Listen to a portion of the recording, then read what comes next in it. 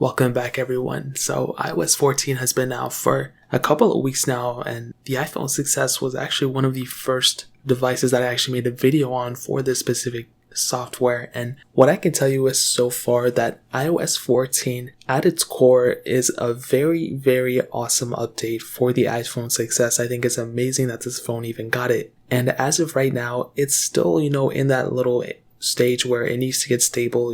It's definitely not the most stable version of iOS 14. It's still in beta 1. But the fact that this phone is still getting updates, a phone that came out in 2015, and the main amazing features that this iOS 14 is bringing that are also, coming for the iPhone 11 Pro Max, which is, over $1,000 phone, are also coming down to a phone that you can pick up for probably less than $100 nowadays. And that is one very important thing for these iOS devices. And the coolest thing is that the most awesome and greatest features within iOS 14 that, the top tier phones are getting are also being trickled down to these bottom tier phones as well. Things like, the home screen widget, smaller Siri picture-in-picture, those things are coming for the iPhone 6s. Now, certain things like, back tap and all those things, those certain things aren't necessarily coming to the 6s, but it's still really cool that this phone got it. Now, stability-wise, performance-wise, it still has a long ways to go. It's definitely not at its, peak. It's going to get better and better over time. And even the battery life, it's actually a little bit better on iOS 14 as I've seen. I was expecting it to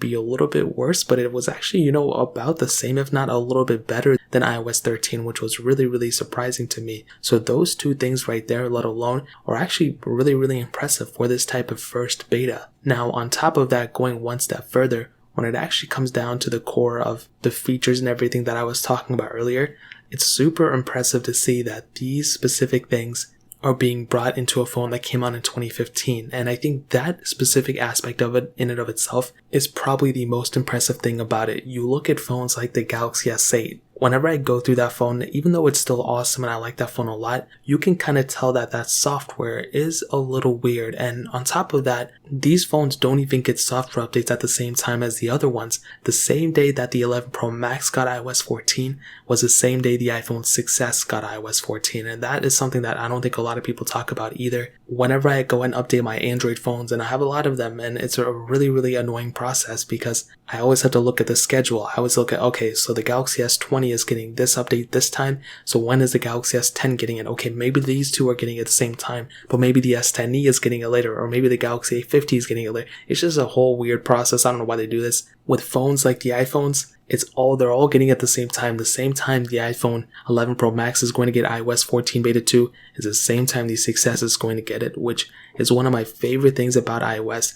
And the thought process behind that, the fact that these phones are still getting these updates at the same time that these, super popular, most expensive 11 Pros and iPhone 11s is a very, very big selling point for people to pick up iPhones still. And on top of that, one more thing, I like iOS 14, I love it a lot, and even if the iPhone 6s right now, it's not perfect, it obviously has its quirks and, things that it needs to work on, but even though it's still not perfect right now, I think it will get perfect. I think it will get much, much better over time, and I'm actually really, really happy that this specific device got iOS 14. There were a lot of rumors saying, Apple's gonna cut support, even with the iPhone SE, and I was kind of believing it, at a certain point. I was pretty much staying in the middle because I really didn't know, but I'm super glad Apple extended the support to it, and I'm curious to see if this thing is going to get iOS 15. It might, who knows, but I guess we'll see whenever that day comes. So that's really pretty much it. If you guys have any other questions or anything, let me know in the comment section below. Hit the like button, that would mean so much, but definitely hit that subscribe button. Every single subscriber that we get really does count, so it means so much if you guys can hit that. Also check out the other links down in the description as well. My Twitter, my Instagram, my second channel.